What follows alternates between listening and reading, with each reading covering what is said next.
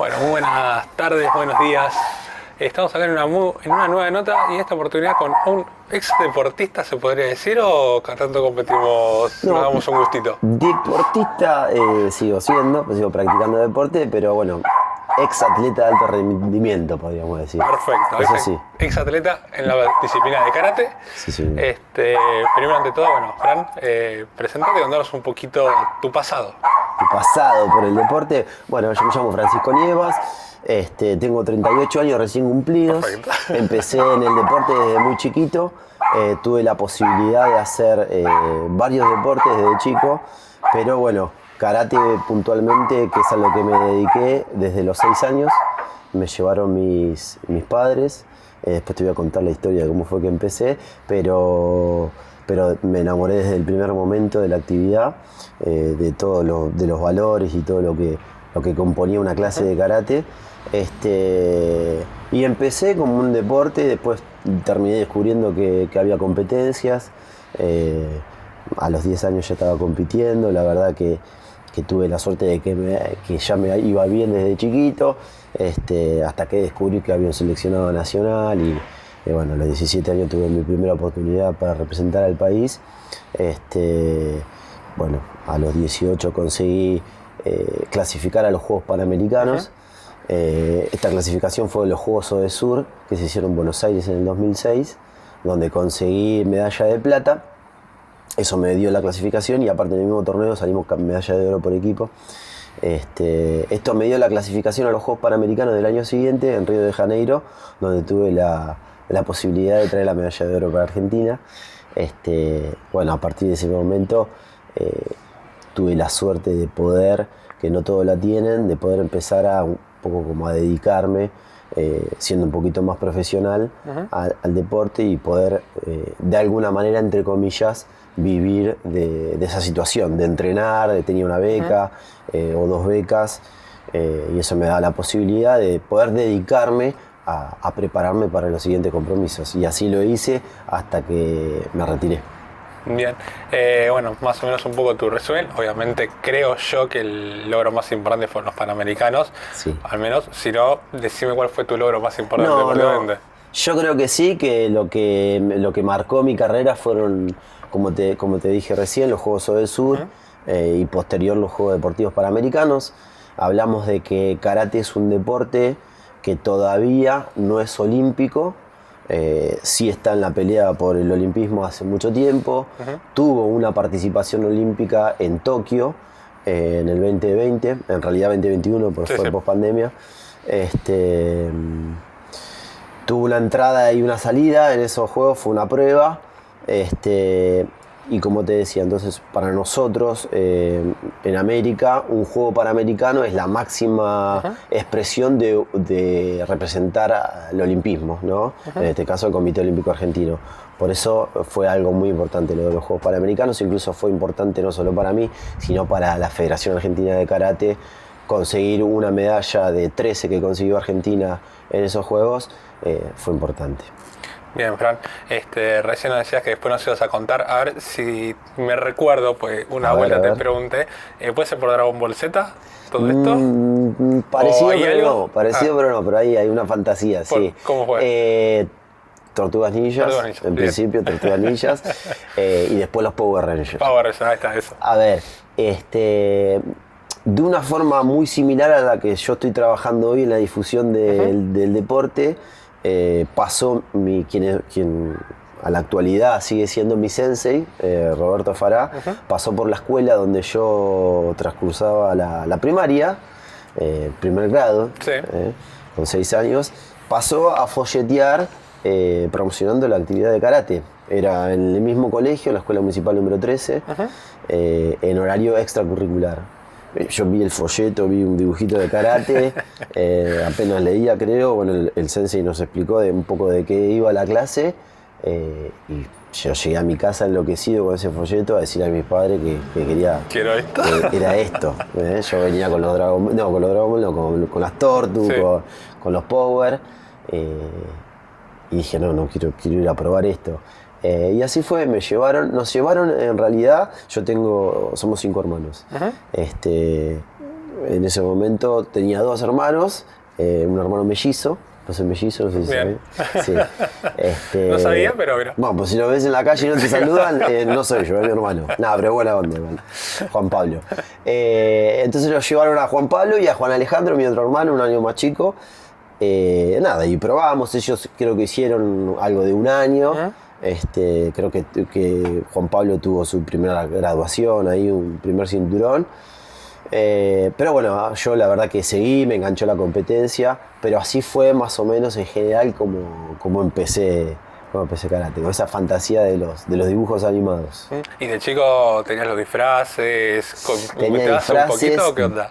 me pasaba el día dibujando a los Power Rangers. Sí. No, era recontra fanático. Bien. Bueno, y hoy el ejemplo o el reflejo más cercano o esa nostalgia sería tu hijo, que está ahí encaminado. Sí, está encaminado. La verdad que para mí es una alegría y una satisfacción enorme que practique karate.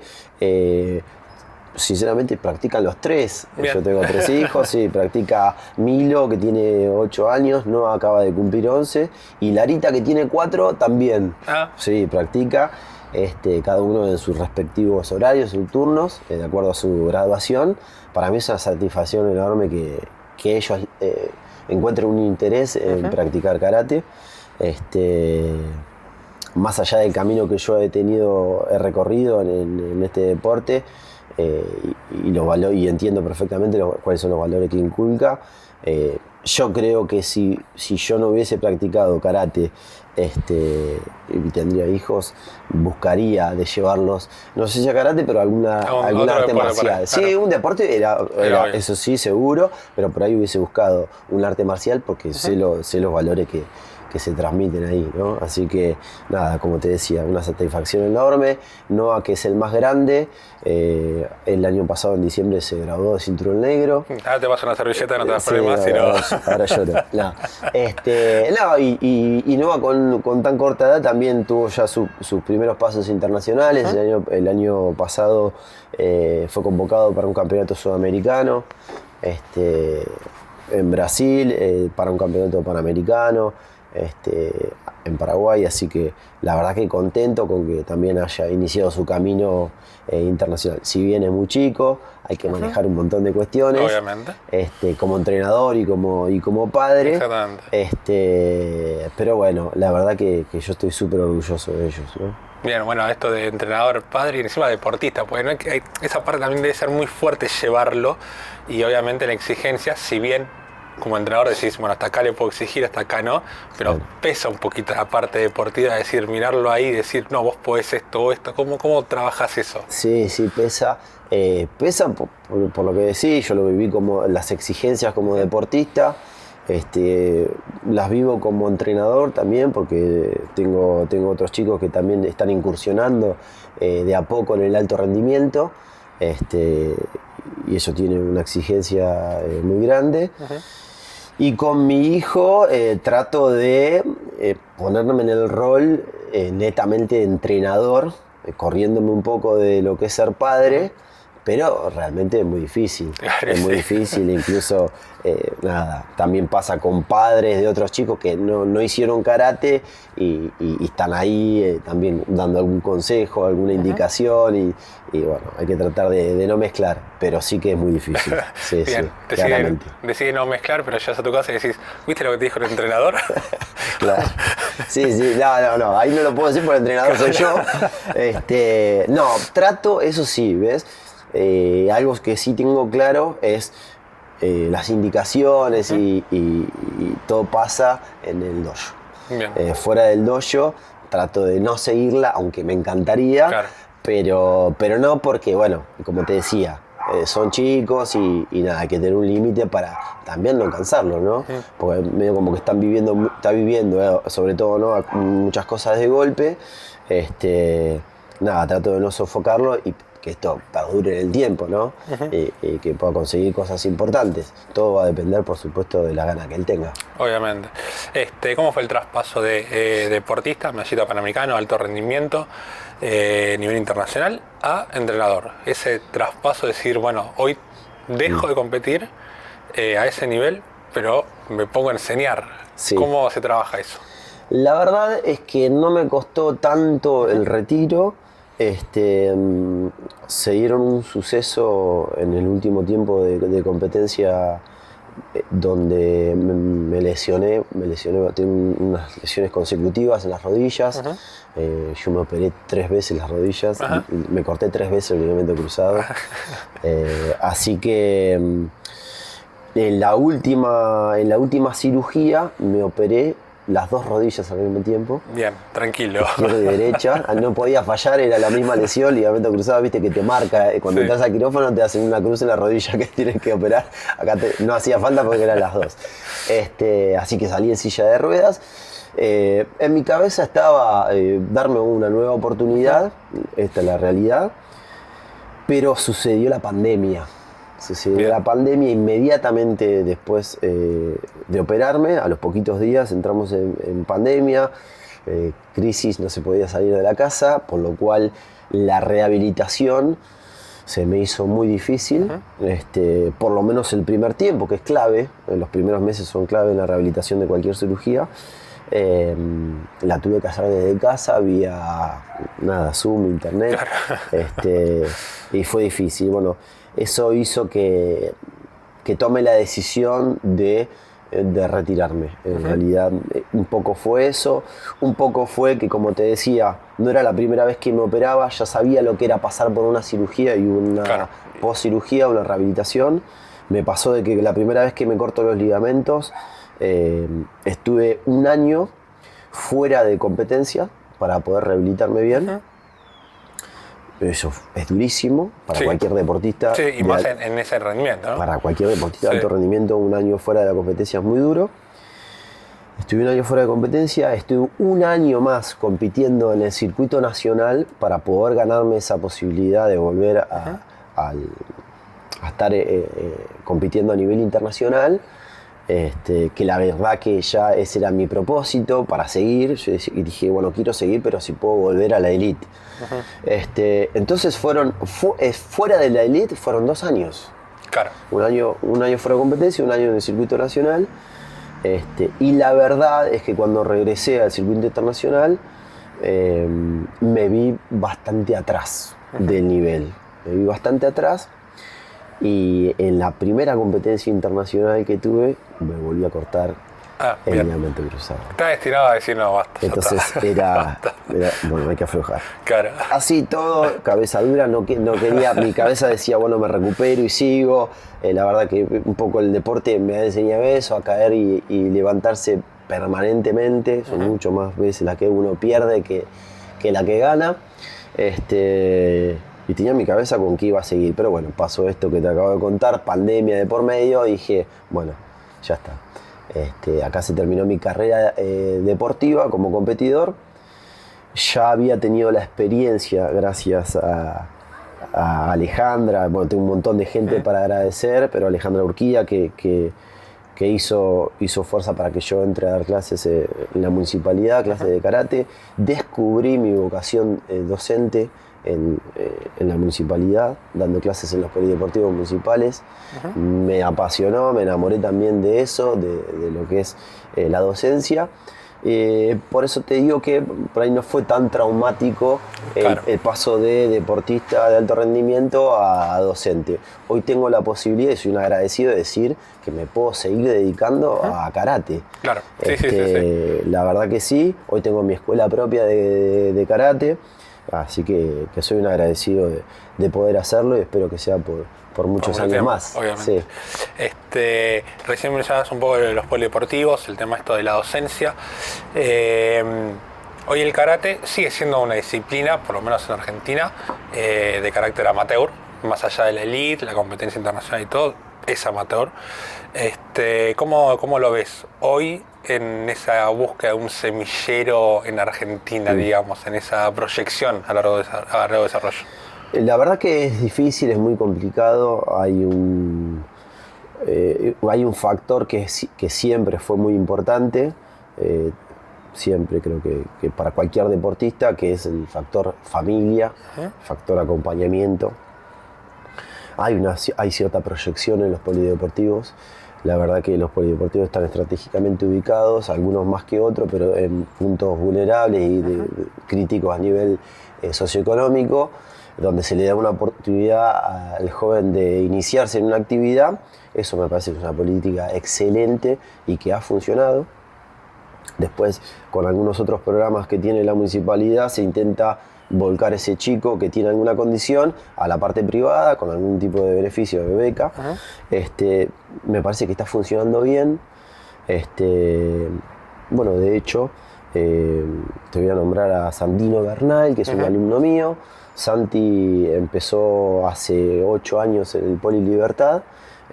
Hoy ya es se podría decir un deportista de alto rendimiento, ya tuvo su primera participación internacional, cosa que también muestra un poco esta política que inició hace 9, 10 años ya con los polideportivos, de inclusión social, de incluir un pibe del barrio que sepa que tiene la posibilidad de hacer un deporte a alto rendimiento.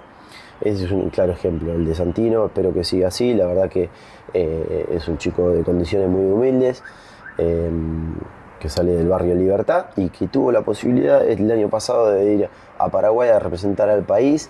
Me parece algo súper lindo, súper importante, un ejemplo para el resto de los chicos que está ahí, que tiene dudas. Por supuesto con un acompañamiento, como te decía, muy, muy, muy fuerte e importante de la familia. Eso tiene que estar. Eso es como que si no está eso, es muy complicado. Pero lo veo bien, veo con proyección sacar chicos de ahí de los polis. La verdad que sí, no ha pasado con karate, sino que también ha pasado con un montón de otros deportes.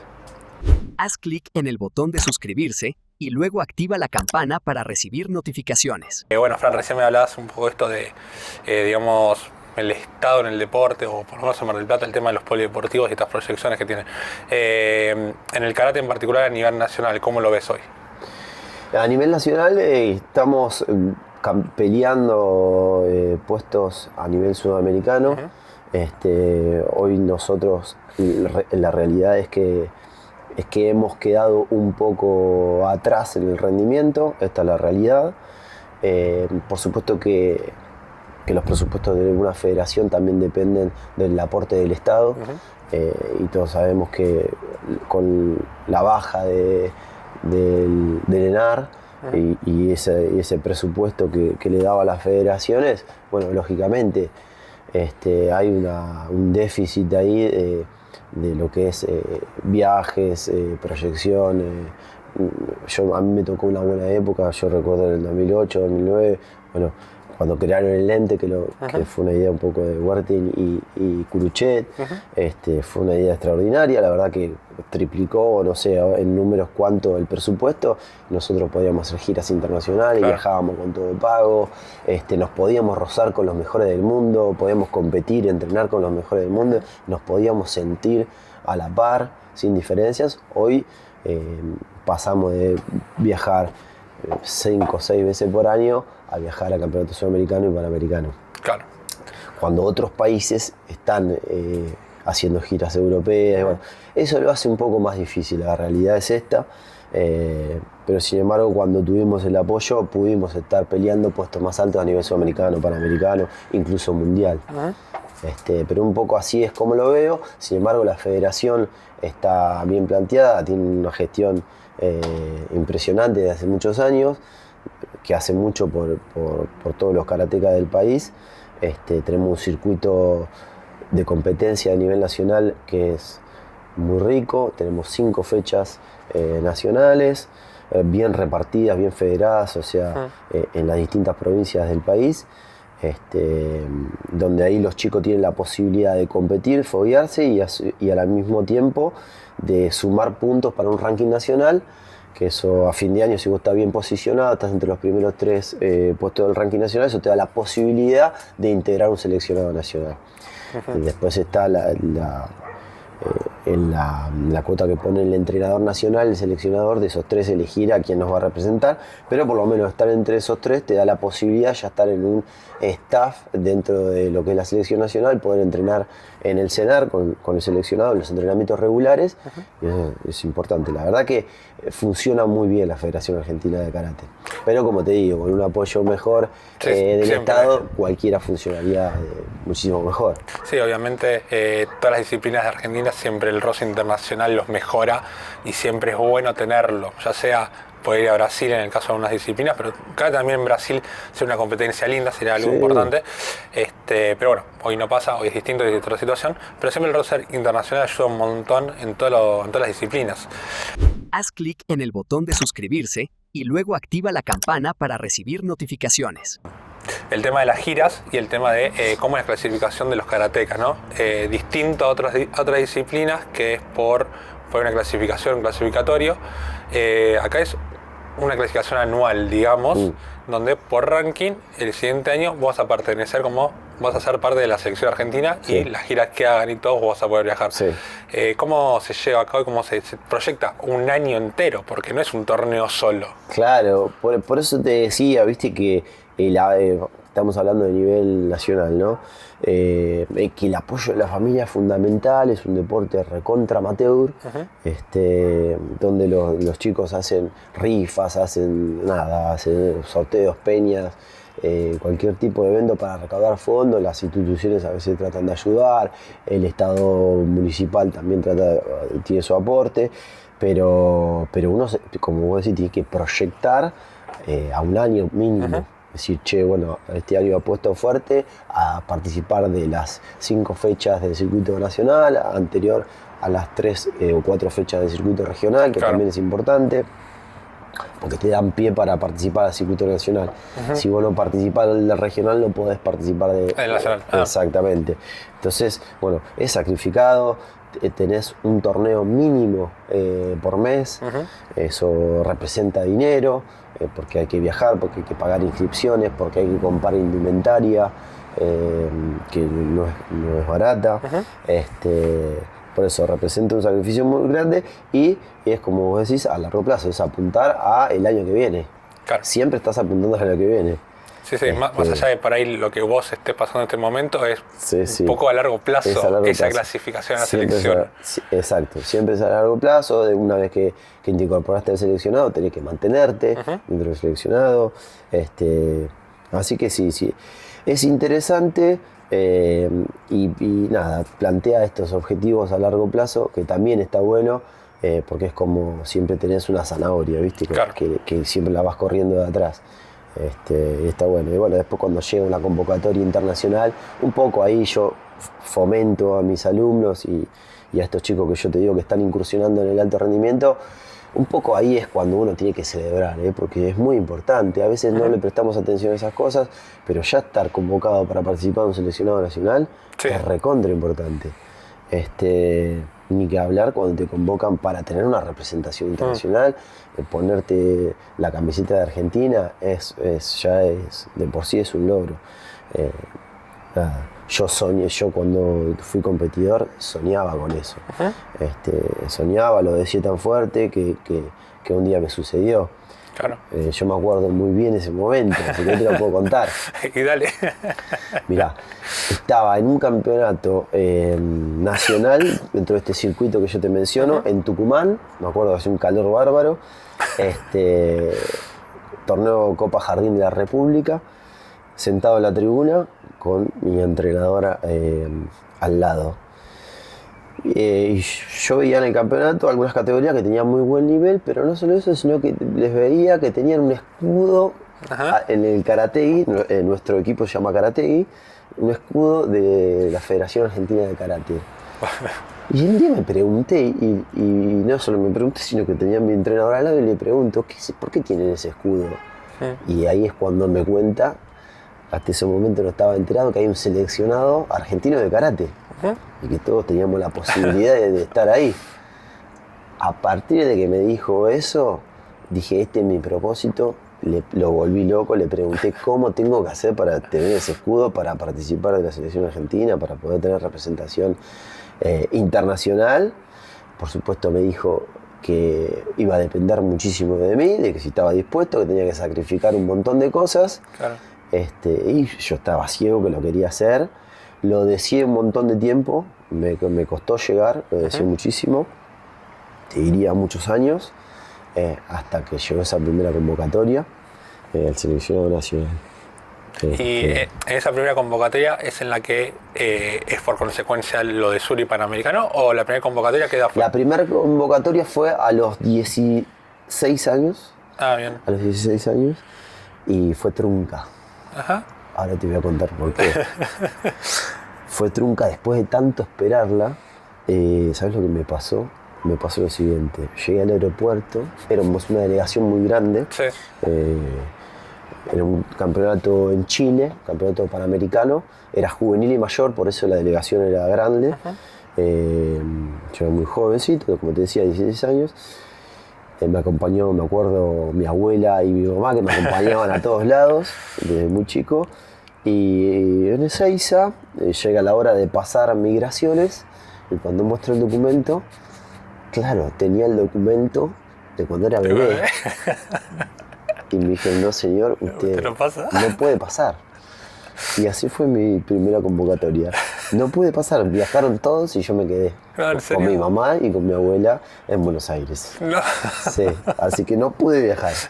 Chicos, tuve que esperar un año más para volver a ser convocado. No esperar sentado en mi casa, Claro, volver sí, a sí, prepararme, volver a tener buenos Sí, rendimientos. todo lo que hiciste para esa convocatoria, otra vez. Sí, todos los años que yo había esperado para tener que conseguir la vuelta. Pero no desistí, lo volví a hacer, y al año siguiente tuve mi convocatoria y pude competir en un campeonato panamericano por primera vez, juvenil. Bien, ¿y ese viaje en los 16 a dónde era?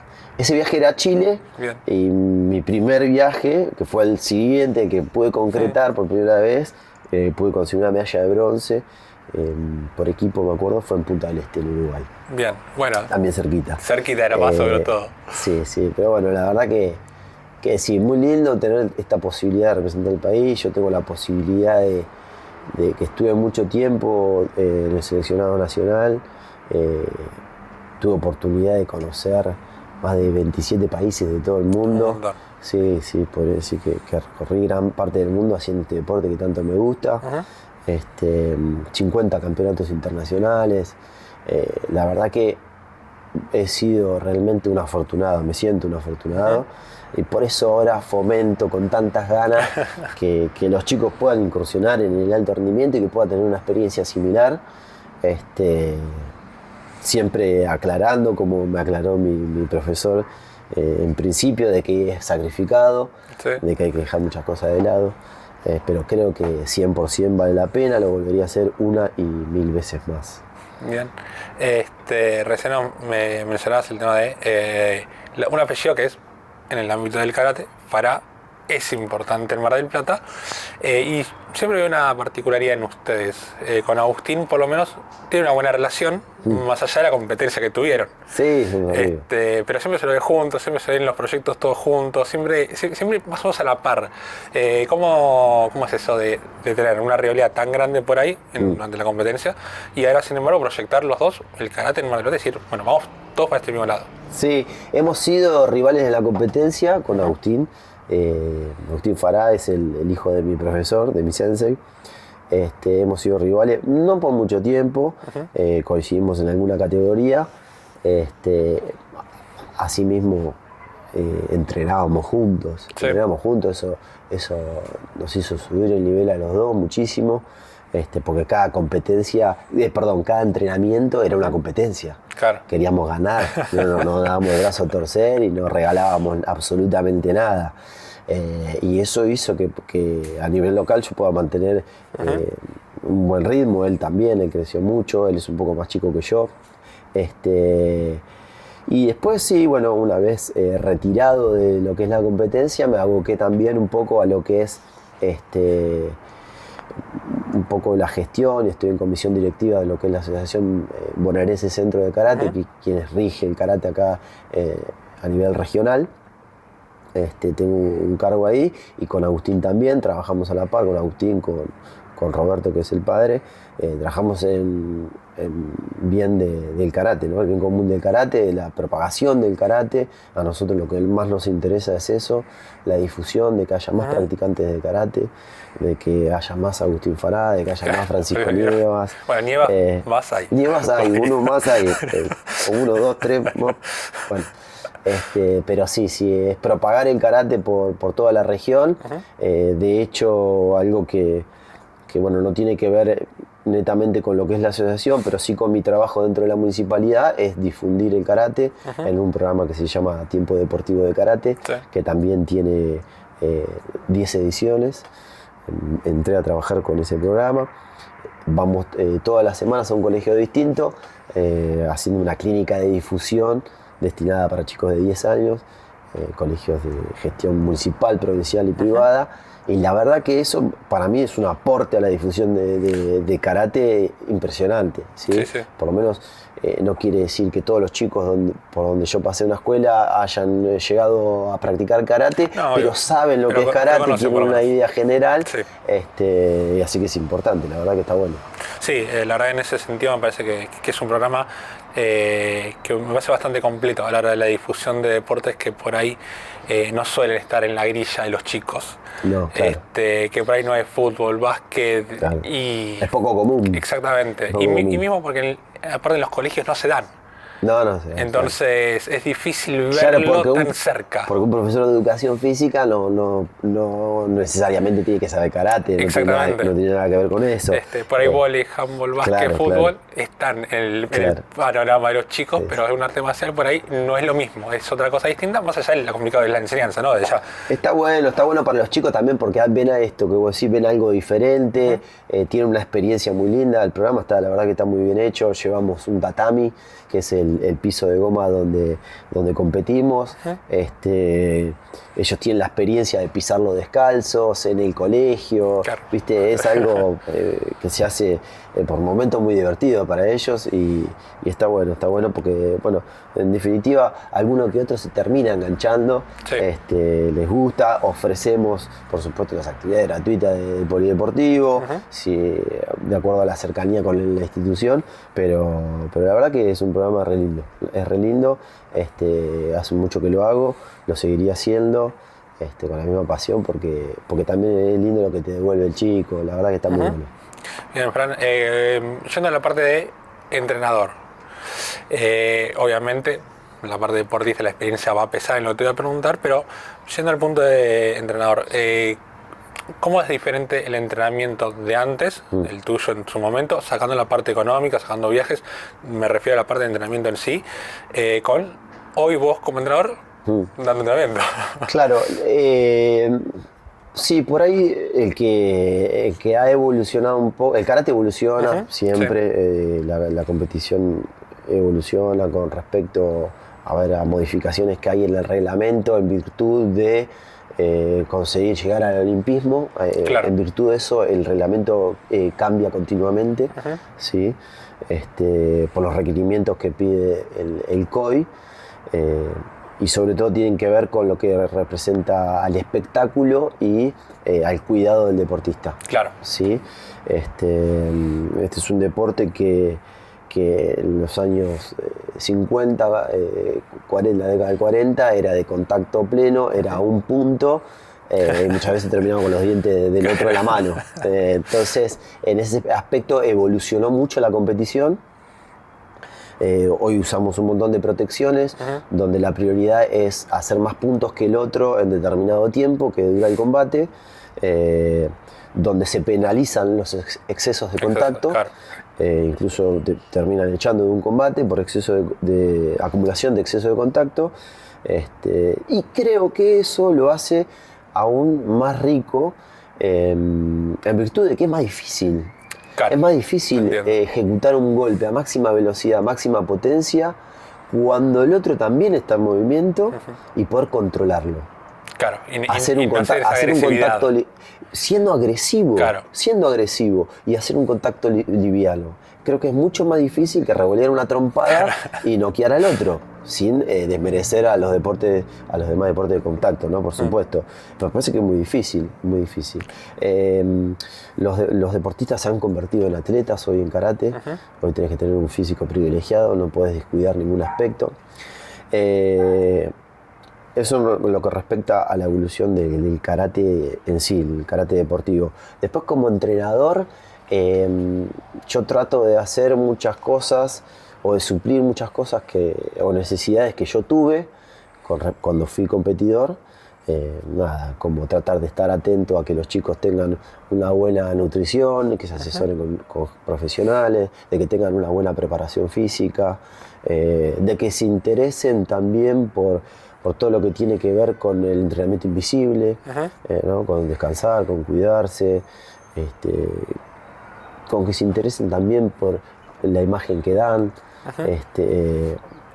tratar de llevarlo a lo más profesional posible dentro del amateurismo, ¿no? Claro, sí. Dentro del amateurismo, pero tenemos que tratar de inculcarles que si quiero llegar lejos en lo que es el rendimiento deportivo y la elite del deporte, tengo que cuidar un montón de aspectos. Claro. Y que lo puedan ir mamando desde chicos, para mí eso es muy importante. Me parece que eso les allana bastante el camino, ¿no?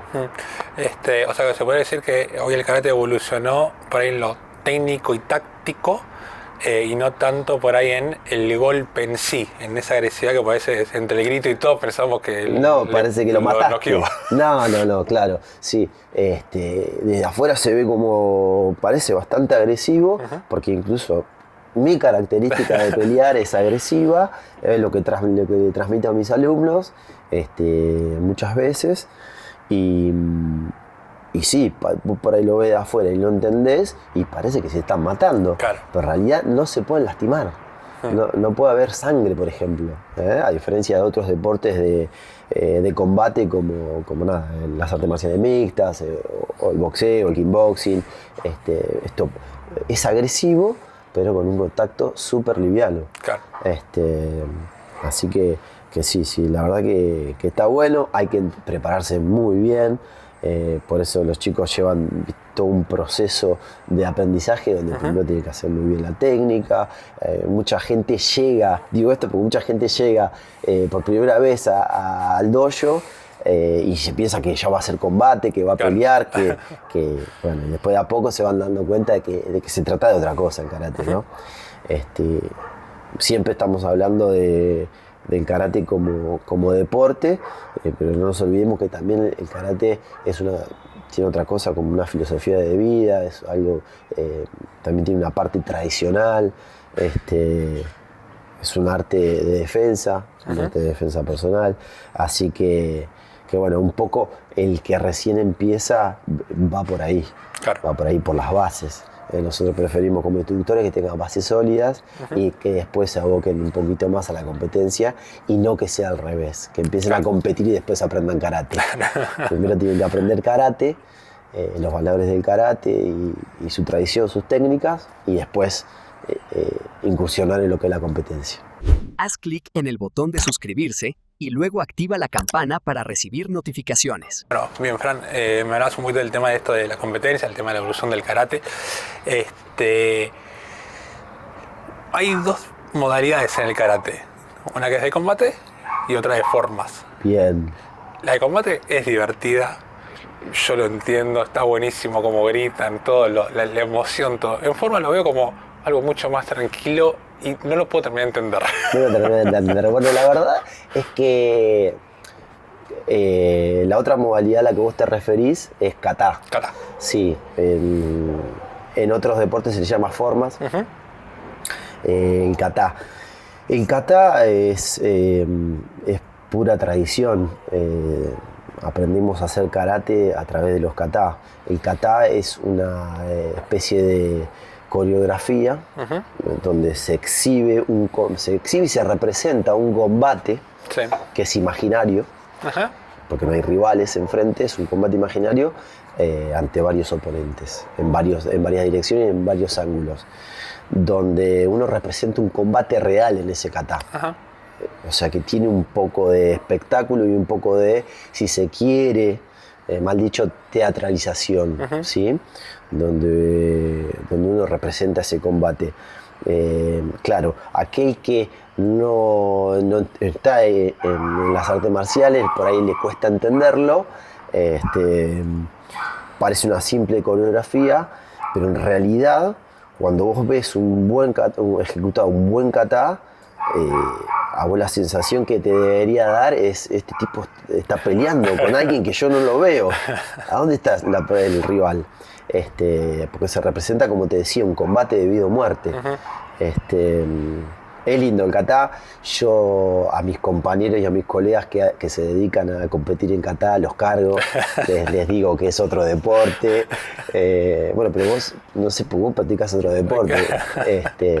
Y se enojan, pero la verdad que el kata es muy lindo, tiene lo suyo, es muy sacrificado, es muy monótono para practicarlo. La verdad que yo admiro a los chicos que se dedican a competir en kata. Esto es la parte competitiva. Después, en la parte tradicional de lo que es el karate, nosotros estamos obligados a aprender los kata, porque como te decía, uno aprende karate a través de los kata también. Los kata, al tener una representación, tienen un bunkai.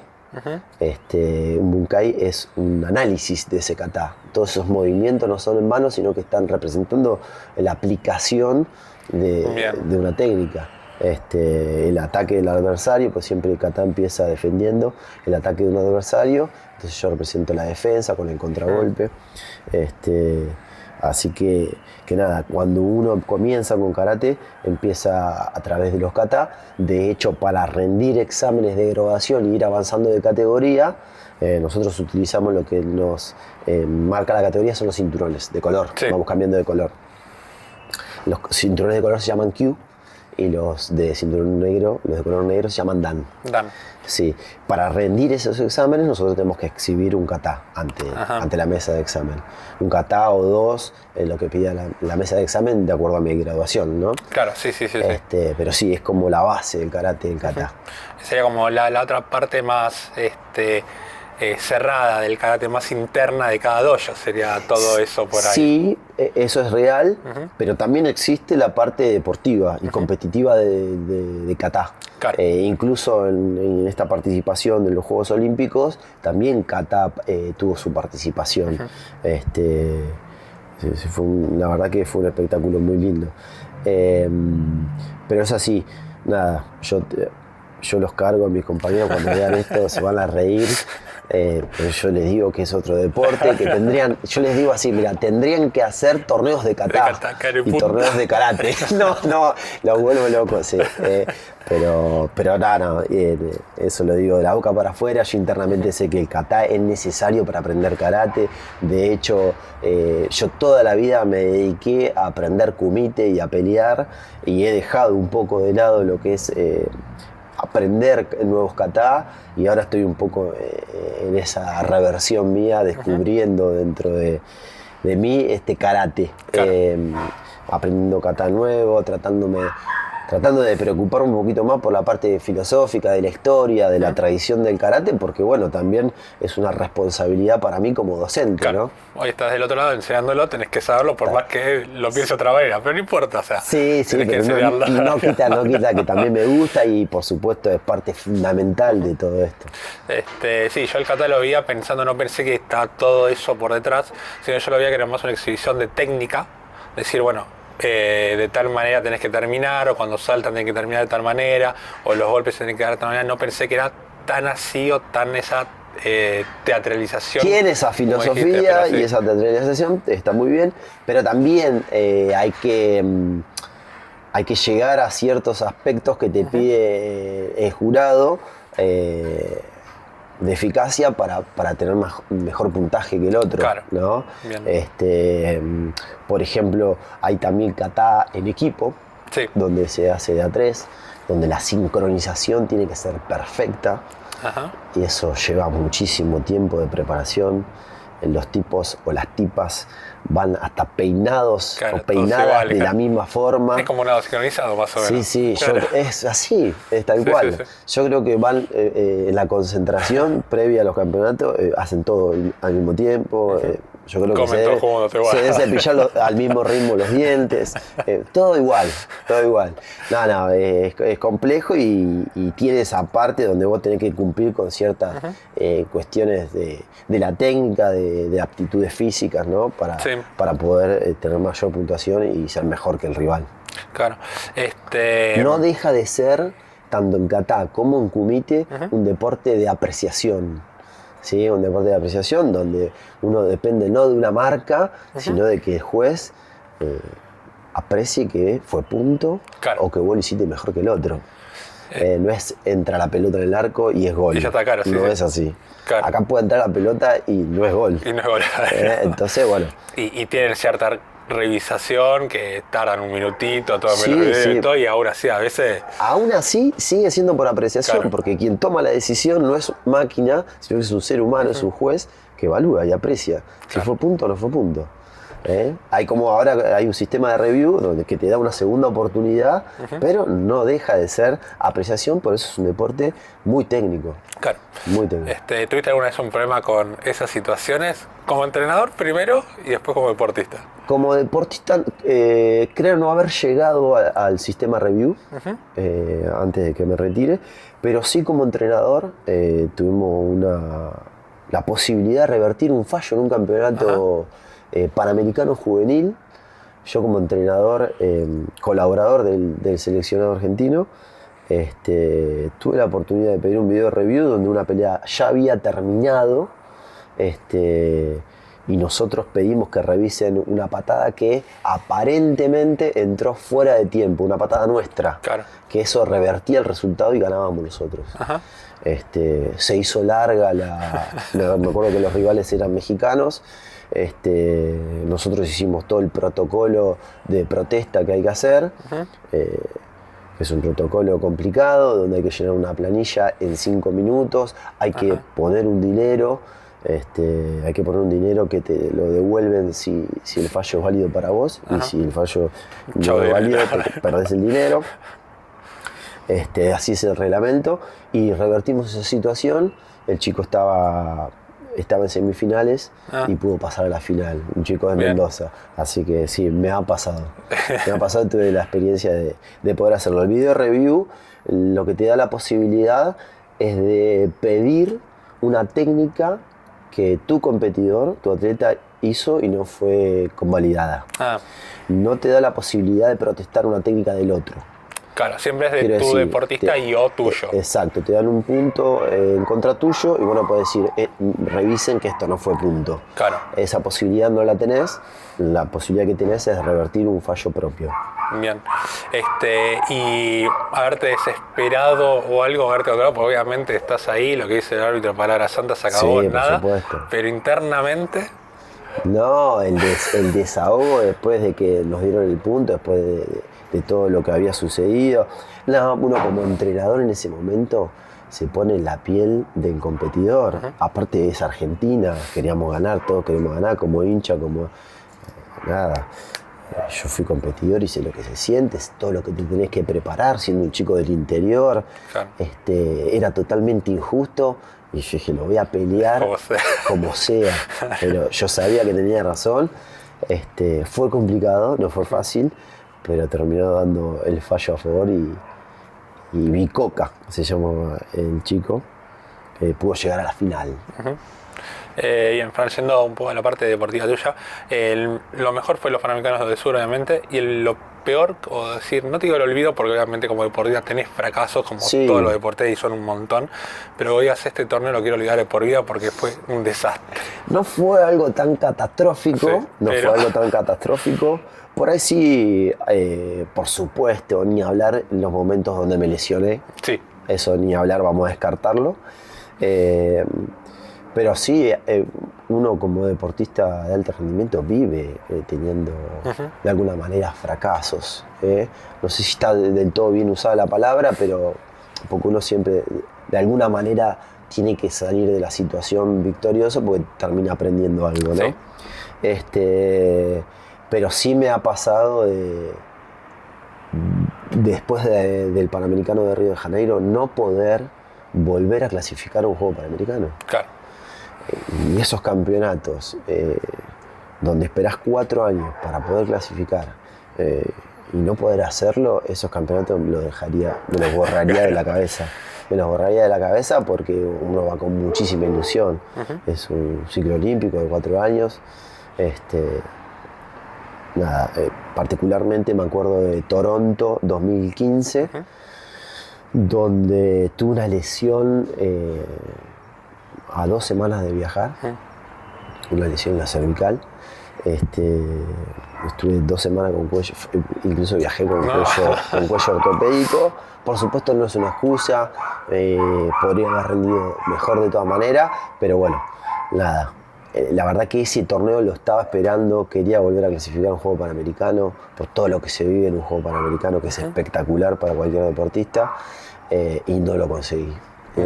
Sí, por ahí la palabra no es fracaso, no creo en el fracaso en el deporte en sí. Sí, claro.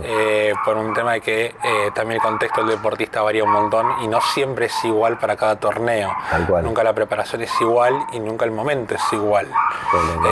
El primer Noah nació... Noah nació en el 2015. 2015, sí. Bien. ¿Cómo fue ese 2015? Ese 2015 fue cuando no clasifiqué a los Juegos Panamericanos, que fue al poquito tiempo que nació Noah. Noah nació en febrero y la clasificación a los Juegos fueron en marzo. Yo creo que por eso no me caía a pedazos.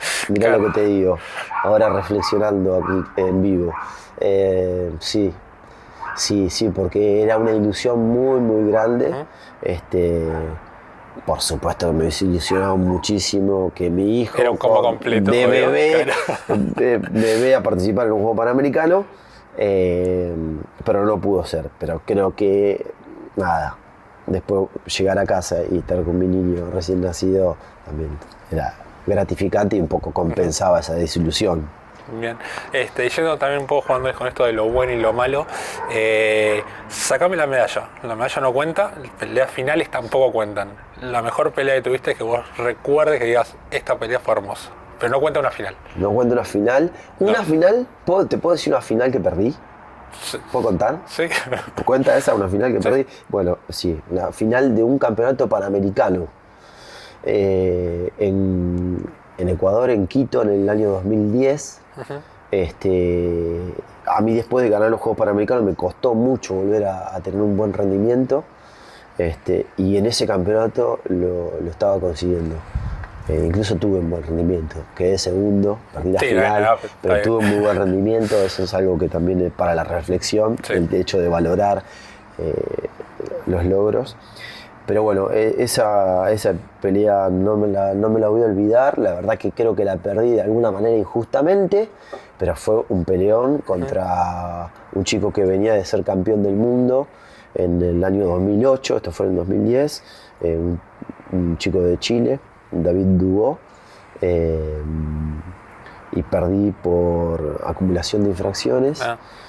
Pero fue un muy muy buen combate y creo que yo en ese momento estaba en un pico muy alto de rendimiento. Para llegar a ese final había dejado atrás mexicanos, cubanos, colombianos, en una categoría que era particularmente libre de peso, open. Creo que al año posterior de ese campeonato dejaron de hacer la categoría Open, pero es una categoría que históricamente se había hecho, es una categoría donde no hay peso. Nosotros cuando competimos normalmente competimos en categorías que nos dividen por peso, te segmenta por peso. Mi categoría era menos de 60 kilos y yo peleé en ese entonces con chicos de más de 84 kilos. Que peleé la final era menos de 70 y había hecho un muy buen campeonato, y esa final en particular me sentí campeón panamericano. No lo fui en ese momento, pero bueno. Mucha bronca, desilusión, pero con la satisfacción sí de haber hecho todo lo posible, todo lo que estaba a mi alcance y de haberlo dado todo. No solo en el campeonato, sino en toda la preparación. Bueno, me da un poco el pie justamente a esto de que a veces el resultado no es el correcto, pero la satisfacción es la mejor. Y a veces Sí, va un poquito de la mano. Y pasa un montón. Y pasa, tiene que pasar. Yo creo que eso es lo que le tiene que suceder a cualquier deportista de alto rendimiento que se prepara para un objetivo cual fuera, a cualquier nivel. Me parece que eso es lo que tiene que suceder. Vos tenés que terminar la competencia satisfecho por el camino recorrido, por todo lo que hiciste para estar ahí y por todo y que hiciste todo en ese momento. Después, más en este deporte en particular, que es como te decía, por apreciación, hay cosas que no dependen netamente de uno, Claro. Pero todo lo que dependa de uno te queda lo máximo y eso es una satisfacción sí muy grande. Por supuesto, no te voy a mentir, inmediatamente después de no haber conseguido el resultado pensado, es una desilusión enorme, te cuesta ver lo bueno, pero bueno, inmediatamente cuando te enfrías tenés que saber y te sucede, te pasa por el cuerpo que diste todo. Claro. No te guardaste nada, como te digo, ni en el evento ni en la preparación. Y esto es algo que yo trato de inculcar y fomentar en mis alumnos,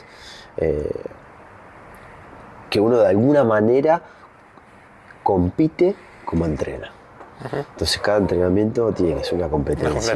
Me parece que esto tiene que ser así y eso te va a acercar más a conseguir buenos resultados. Hace un rato me hablabas esto de la familia, el nutricionista, el psicólogo. ¿En tu momento lo tenías ese equipo, por más que sea medio individual el deporte? Sí, no, por más allá de que sea un deporte individual, nada, uno va formando equipo, ¿no? Porque que sea un deporte individual es entre comillas. Sí. Vos formás un equipo, tenés un kinesiólogo, tenés un nutricionista, tenés un preparador físico, tenés tu entrenador personal, tenés tu sensei, tenés el entrenador de la selección. Es un equipo. Tenés tus compañeros, que sin tus compañeros no haces nada.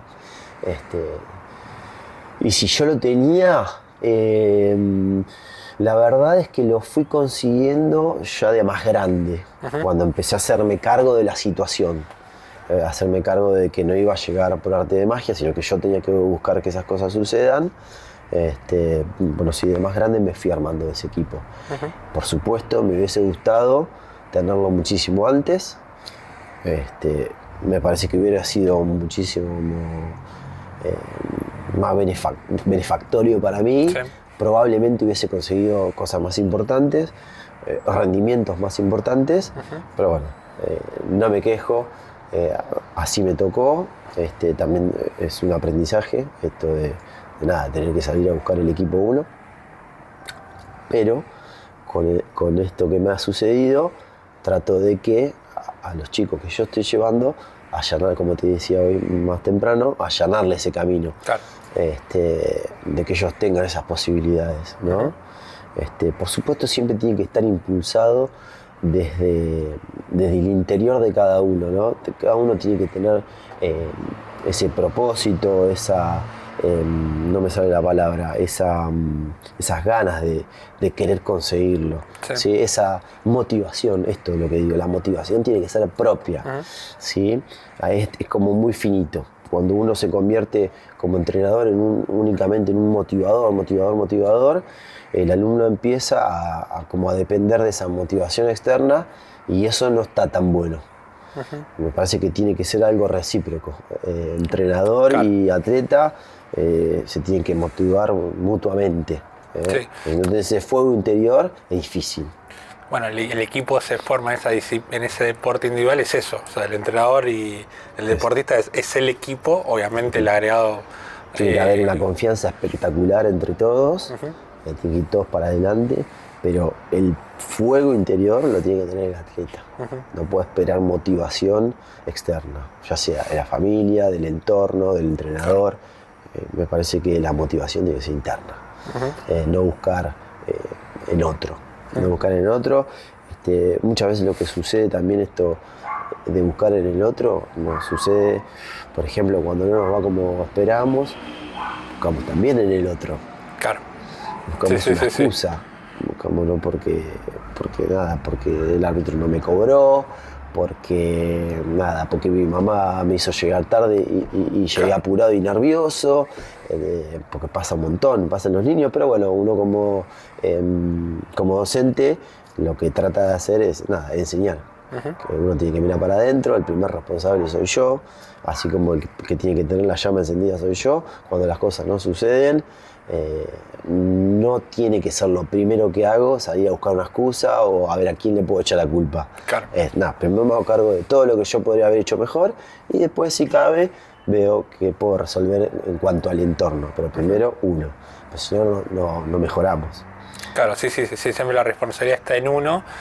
Obviamente el entorno puede ayudar, complicar o no, pero uno tiene que saber también cómo solucionar un poco todo eso, sino, porque después en la pelea estás vos contra el otro y se acabó, nada más. No hay nadie más allá de los gritos. ¿Los gritos se escuchan? ¿El entrenador se escucha cuando estás en la pelea o cada sí, tanto? Es difícil, se escucha y bueno, porque vos tenés la atención puesta en el rival. Lo único que tenés que tener puesta la atención es en el rival y un poquito la oreja en el entrenador que te puede guiar, te puede estar diciendo algo que vos no estás viendo. Claro. Por eso esto de que hay que tener mucha confianza con el entrenador. El entrenador te dice te tenés que tirar por este balcón y vos vas y te tirás por ese balcón no porque te lo impone el entrenador, sino porque crees que lo que te está diciendo está es bien, así. Claro. Entonces, por eso de la relación con el entrenador tiene que fluir, tiene que haber muchísima confianza. Bien, Fran, como para ir cerrando, te hago dos preguntitas. Una, que me digas cómo ves posicionada hoy a la Argentina en el karate. No te digo internacional porque entiendo la dificultad que tiene, pero por lo menos a nivel panamericano, ¿cómo lo ves hoy? A nivel panamericano, bueno, de hecho, el año pasado en los Juegos Panamericanos juveniles obtuvimos una medalla de oro muy importante de Juan Ignacio Gallardo, un chico que tiene muchísima proyección. Yo creo, junto con algunos de los chicos mayores de esa categoría, no haber visto un talento así desde que estoy en este ambiente. Creo que tenemos una proyección a nivel panamericano importante. No solo Juan Ignacio, sino obtuvimos algunas otras medallas. Ahora, este mes próximo, en abril, tenemos los Juegos Panamericanos también de la Juventud, donde hay 8 plazas para Argentina, 4 masculinas y 4 femeninas, con también muchísimas posibilidades. Así que creo que podemos estar peleando primeros puestos a nivel de América, sí, ¿por qué no? Bien. Y lo último, Fran, decímelo en la menor cantidad de palabras, si puede ser una mejor, si necesitas 3-3. ¿El karate para vos es? Pasión, sin duda. Bien. Dice 3. Así que bueno, Fran, nada, esto es un poquito la idea, hablar un poquito de todo esto, conocer un poquito el otro lado de los deportistas, y un poco también ser un poco menos prejuicioso a la hora de opinar sin conocer del otro lado cómo es que se vive, qué es lo que pasa, qué es lo que no pasa, y bueno, y desde el otro lado vos también como entrenador, ver cómo lo estás viendo un poco. No, me parece espectacular, te agradezco por invitarme. Me sentí re cómodo en esta charla descontracturada. Te felicito por el trabajo que estás haciendo. No solo con estas charlas, sino todo lo que venís haciendo. Me parece fantástico. Que sigas así y que sigamos por este camino de la difusión de los deportes, sobre todo los deportes amateur. Así que bueno, gracias. Bueno, nada, esto fue todo por hoy y bueno, seguiremos con más charlas y más entrevistas de Deporte de Entrenadores de la Ciudad. Haz clic en el botón de suscribirse y luego activa la campana para recibir notificaciones.